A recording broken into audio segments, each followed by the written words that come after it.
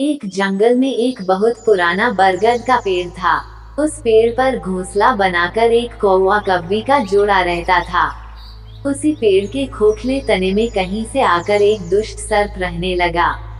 हर वर्ष मौसम आने पर कव्वी घोंसले में अंडे देती और दुष्ट सर्प मौका पाकर उनके घोंसले में जाकर अंडे खा जाता। एक बार जब कौवा व कव्वी जल्दी भोजन पाकर शीघ्र ही लौट आए तो उन्होंने उस दुष्ट सर्प को अपने घोंसले में रखे अंडों पर झपटते देखा। अंडे खाकर सर्प चला गया। कौवे ने कव्वी को ढांढस बंधाया, प्रिय, हिम्मत रखो, अब हमें शत्रु का पता चल गया है, कुछ उपाय भी सोच लेंगे। कौवे ने काफी सोचा विचारा और पहले वाले घोंसले को छोड़ उससे काफी ऊपर टहनी पर घोंसला बनाया और कव्वी से कहा, यहाँ हमारे अंडे सुरक्षित रहेंगे। हमारा घोंसला पेड़ की चोटी के किनारे निकट है और ऊपर आसमान में चील मंडराती रहती हैं।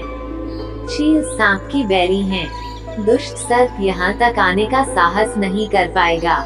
कौवे की बात मानकर कौवी ने नए घोंसले में अंडे दिए, जिसमें अंडे सुरक्षित रहे और उनमें से बच्चे भी निकल आए। उधर सर्प उनका घोंसला खाली देखकर यह समझा कि उसके डर से कौवा कव्वी शायद वहां से चले गए हैं, पर दुष्ट सर्प टोल लेता रहता था। उसने देखा कि कौवा कव्वी उसी पेड़ से उड़ते हैं और लौटते भी वही हैं। उसे यह समझते देर नहीं लगी कि उन्होंने नया घोंसला उसी पेड़ पर ऊपर बना रखा है। एक दिन सर्प खोह से निकला और उसने कौवे का नया घोंसला खोज लिया। घोंसले में कौवा दंपति के 3 नवजात शिशु थे। दुष्ट सर्प उन्हें एक एक करके घपाघप निगल गया और अपने खोह में लौटकर डकारे लेने लगा। कौवा व कव्वी लौटे तो घोंसला खाली पाकर सन्न रह गए। घोंसले में हुई टूट फूट व नन्हे कौवे के कोमल पंख बिखरे देखकर वह सारा माजरा समझ गए। कव्वी की छाती तो दुख से फटने लगी। कव्वी बिलख उठी, तो क्या हर वर्ष मेरे बच्चे सांप का भोजन बनते रहेंगे? कौवा बोला, नहीं, यह माना कि हमारे सामने विकट समस्या है, पर यहाँ से भागना ही उसका हल नहीं है। विपत्ति के समय ही मित्र काम आते हैं। हमें लोमड़ी मित्र से सलाह लेनी चाहिए। दोनों तुरंत ही लोमड़ी के पास गए। लोमड़ी ने अपने मित्रों की दुख भरी कहानी सुनी। उसने कौवा तथा कव्वी के आंसू पोंछे। लोमड़ी ने काफी सोचने के बाद कहा, मित्रों, तुम्हें वह पेड़ छोड़कर जाने की जरूरत नहीं है। मेरे दिमाग में एक तरकीब है, जिससे उस दुष्ट सर्प से छुटकारा पाया जा सकता है। लोमड़ी ने अपने चतुर दिमाग में आई तरकीब बताई।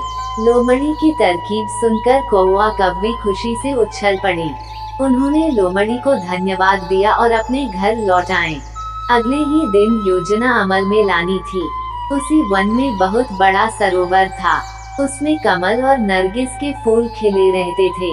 हर मंगलवार को उस प्रदेश की राजकुमारी अपनी सहेलियों के साथ वहां जल क्रीड़ा करने आती थी। उनके साथ अंगरक्षक तथा सैनिक भी आते थे।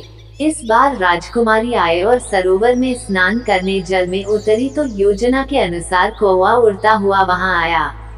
उसने सरोवर तट पर राजकुमारी तथा उसकी सहेलियों द्वारा उतार कर रखे गए कपड़ों व आभूषणों पर नजर डाली। कपड़े के ऊपर राजकुमारी का प्रिय हीरे व मोतियों का विलक्षण हार रखा था। कौवी ने राजकुमारी तथा सहेलियों का ध्यान अपनी ओर आकर्षित करने के लिए कांव कांव का शोर मचाया। जब सबकी नजर उसकी ओर घूमी तो कौवा राजकुमारी का हार चोंच में दबाकर ऊपर उड़ गया। सभी सहेलियां चीखी, देखो देखो, वह राजकुमारी का हार उठाकर ले जा रहा है। सैनिकों ने ऊपर देखा तो सचमुच एक कौवा हार लेकर धीरे धीरे उड़ता जा रहा था। सैनिक उसी दिशा में दौड़ने लगे। कौवा सैनिकों को अपने पीछे लगाकर धीरे धीरे उड़ता हुआ उसी पेड़ की ओर ले आया।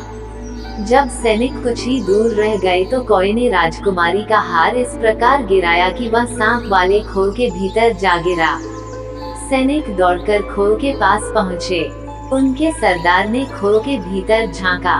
उसने वहां हार और उसके पास में ही एक काले सर्प को कुंडली मारे देखा। वह चिल्लाया, पीछे हटो, अंदर एक नाग है। सरदार ने खोह के भीतर भाला मारा। सर्प घायल हुआ और फुफकारता हुआ बाहर निकला। जैसे ही वह बाहर आया, सैनिकों ने भालों से उसके टुकड़े टुकड़े कर डाले। सीख, सूझबूझ का उपयोग कर हम बड़ी से बड़ी ताकत और दुश्मन को हरा सकते हैं। बुद्धि का प्रयोग करके हर संकट का हल निकाला जा सकता है।